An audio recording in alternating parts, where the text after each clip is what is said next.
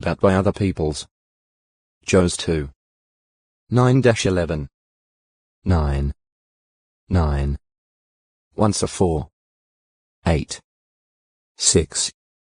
6 also, these plagues prove that the gods of Egypt were powerless. X 12. 12. New 33. 4. See gods and goddesses, the 10 plagues. Moses before Pharaoh of Egypt. The plagues gr.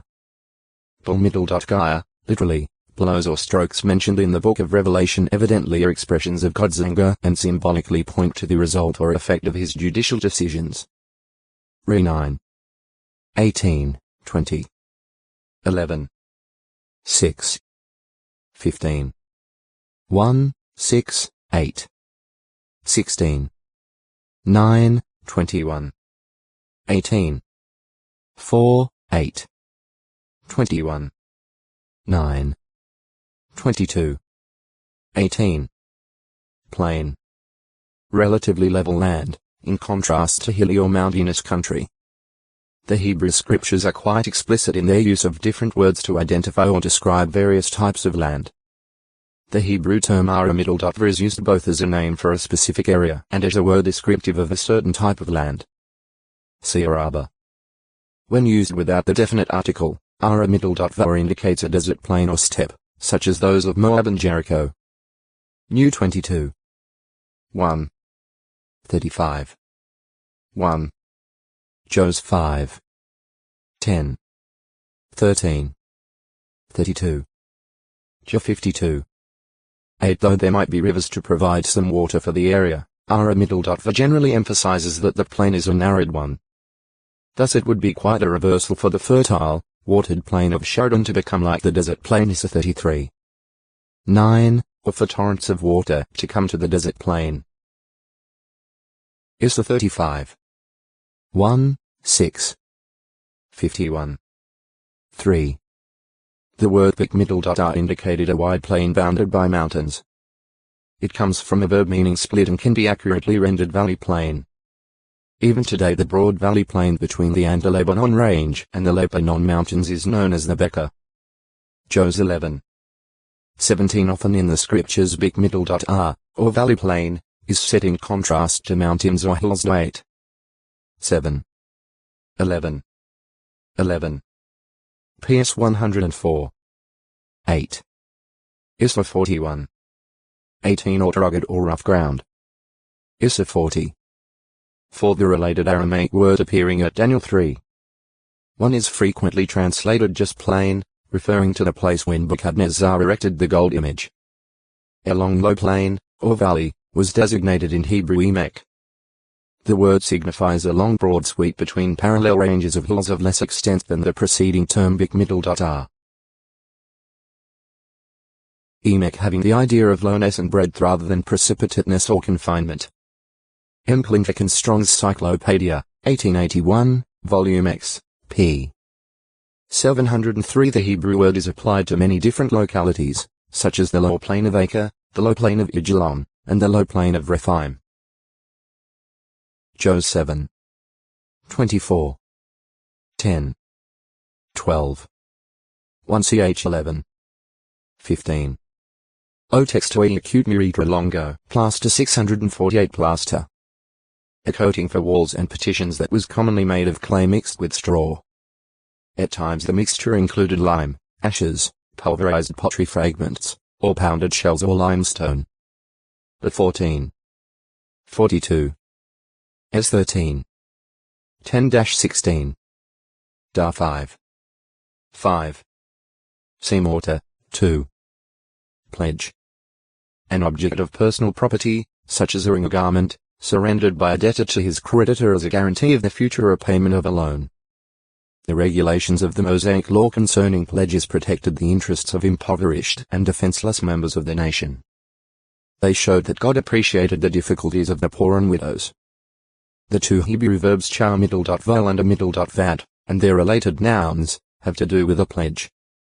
If a poor man gave his outer garment as a pledge, a security on a loan, the creditor was not to keep it overnight. X 22. 26, 27. De 24. 12. 13. A poor person would likely use his outer garment for covering at night. If he were deprived of it, he might suffer from the cold. For a person to ignore this law would mark him as greedy and heartless. Job 22. 6. 24. 9. Yet, during Israel's apostasy, some persons not only seized garments from the poor as pledges, but used them during their idolatrous feasts. And 2. 8. Not returning a pledged thing was listed in Ezekiel 18. 10-13 along with robbing and shedding blood as things combining to prove an unrepentant sinner worthy of death. On the other hand, a wicked man who abandoned his sins by, among other things, returning the very thing pledged would positively keep living. S 33. 14-16 It was also forbidden to take a hand mill or its upper grindstone as a pledge, for bread was usually baked daily, and to take the implements necessary for grinding the grain would mean seizing a soul, or life. De 24. 6. Widows were especially protected, since often they would not have anyone to defend or assist them. The law forbade seizing a widow's garment as a pledge at all. De 24. 17. Compare Job 24. 3. Also, one could not enter a man's house to take a pledged item from him. The debtor was to bring the pledge out to his creditor. De 24. 10. 11 In this way the inviolability of the man's home was upheld, and he could maintain self-respect, which would hardly be so if his creditor felt at liberty to enter the man's home without invitation. Thus, in addition to compassion and generosity to 15. 8. The laws about pledges encouraged respect for the person and rights of others. Illustrative use. Deuteronomy 15. 6 gave as a sign of God's blessing the fact that the Jews would have sufficient means to lend on pledge to many nations. If a person despised the word, by failing to repay a loan, he would forfeit what he put up as a pledge. In like manner a person would experience loss if he failed to obey God's commandment. PR 13. 13. In the Hebrew scriptures advice is repeatedly given against going surety for a stranger, thereby promising to pay that person's debt if he failed to do so. PR 11. 15. 22. 26, 27. See surety. Thus, Proverbs 20. 16 speaks of taking the garment of the one going surety for a stranger. This is in direct contrast to the sympathetic consideration to be shown the poor man who is obliged to become debtor to another because of his own misfortune. The one going surety for a stranger is not simply unfortunate but is stupid. The proverb evidently says to let him suffer the consequences. The latter part of the verse calls for seizing a pledge in the instance of a foreign woman. The man entering into relationship with such a woman may become impoverished. Compare PR 5. 3, 8-10, and so he may have to pledge his remaining possessions as security for his debts. The proverb apparently says that he merits no pity, inasmuch as he acted contrary to all sound advice in having dealings with the foreign woman. Plow. See farming implements. Plowing. Conclusions as to the type of plow used by Hebrew farmers. O textoi acute miritra longo. Plummet 649 plowing time, though, Israelite farmers were to keep the Sabbath. X 34. 21. A bull and an ass were not to be yoked to the same plow, doubtless because of the inequality of their strength and pace. De 22. 10 Often a pair of cattle pulled the plow. Lu 14. 19. Job 1. 14 A number of men, each with a pair, or span, of cattle, might work together, plowing parallel rows one behind the other.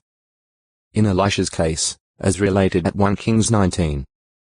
19, he was the 12th and last, so he could stop without disrupting others following him. He left the field and used his wood plowing instruments as firewood in offering the bulls as a sacrifice. 1 Kai 19. 21 In the Land and the Book revised by J. Grand, 1910, p. 121, W. M. Thompson reports that one man could easily sow the area plowed by a group of men. Illustrative use. The familiar work of plowing often was used as the basis for an illustration. When Philistines convinced Samson's wife to obtain from him the answer to his riddle, Samson said they had plowed with his young cow, that is, used for their service one who should have been serving him. JG 14. 15-18 A rocky crag is no place for ploughing, and as Amos shows, it was equally irrational for Israel's leaders to corrupt justice and practice unrighteousness and yet expect to derive benefit from such a course. Am 6. 12, 13 Hosea 10. 11 Evidently uses ploughing a much harder work for a heifer than threshing was to represent laborious or slavish labor, likely imposed by foreign oppressors, that was due to common apostate Judah. What Judah and Israel needed, according to Jeremiah 4. 3, 4 and Hosea 10. 12, 13, was a change in their way of life, preparing, softening, and cleansing their hearts. Compare Lu 8. 5-15 is by ploughing and removing thorns, so that, instead of wasting their efforts and labor in wrong practices that bring only a bad harvest, they might instead reap divine blessings. The description of the orderly, purposeful, and judicious methods of the farmer in ploughing, harrowing, sowing, and threshing are used at Isaiah 28. 23-29 to illustrate the ways of Jehovah, who is wonderful in counsel, who has done greatly in effectual working.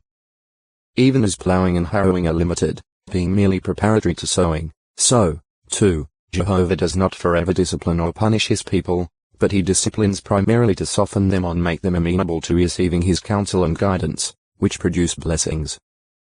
Compare Heb 12. 4-11. Even as the hardness of the soil governs the extent or intensity of the ploughing, so the type of grain determines the force and weight of the instruments used for threshing to eliminate the chaff, all of this illustrating God's wisdom in cleansing his people and getting rid of whatever is undesirable, varying his treatment according to existing needs and circumstances. Compare Is 21. 10. 1. 25. A city plowed up as a mere field meant a city completely overturned and laid waste. J 26.